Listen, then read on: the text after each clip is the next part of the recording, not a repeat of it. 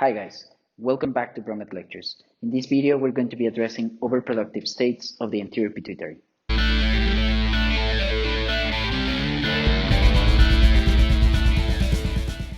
And so this first part of the video is going to be hyperprolactinemia.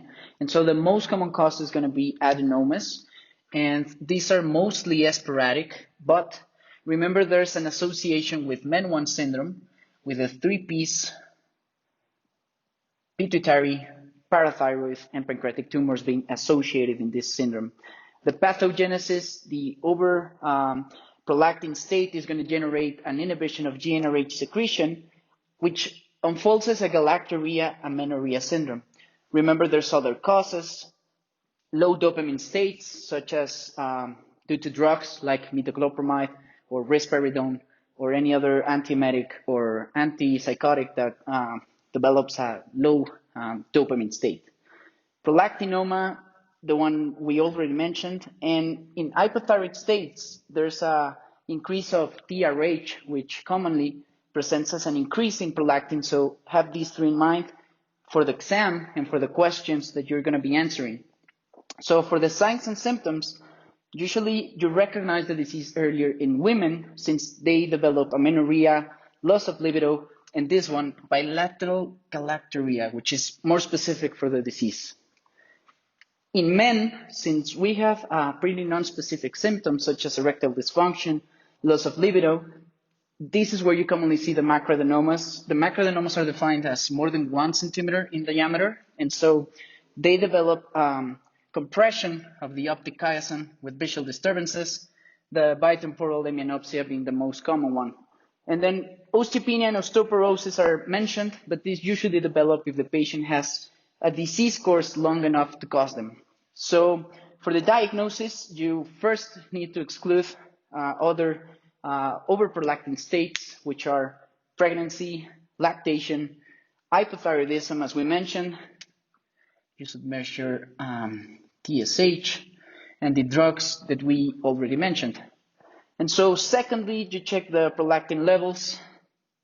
And this is going to take you to another diagnostic algorithm in which if you have more than 100, this suggests adenoma. There's an association between the levels of prolactin, the size of the adenoma. But if you have over than 100, then proceed to the imaging, perform an MRI, and you may have your diagnosis. And so for the treatment, the most commonly recognized one is going to be cabergoline due to the lack of side effects that bromocriptine develops. 90% of the patients are going to respond to this treatment. If you don't have a response, or if the patient already has the compressive effects of the tumor, then you need to perform surgery. And your last resort is going to be radiation therapy. And that's going to be for hyperprolactinemia. And so the next one's going to be acromegaly or giantism if it develops in children, since these patients don't already have closure of the growth plates. So the risk factors are the same. These are mostly sporadic adenomas, but remember the association with MEN1 syndrome and the three-piece that we already mentioned for hyperprolactinemia with parathyroid, pituitary, pancreatic tumors with an autosomal dominant pattern of inheritance. The pathogenesis, these patients usually develop macroadenomas. This is because of the long-standing nature of the disease, with these patients having an average of around a decade before noticing the symptoms. And so the GH is going to be elevated, and this is going to unfold as an increase of insulin-like growth factor 1, which is going to promote growth of skeletal and soft tissues. There's also a response from the liver, in which the patient has an increased glucose state, which is going to develop into the metabolic diseases that these patients have.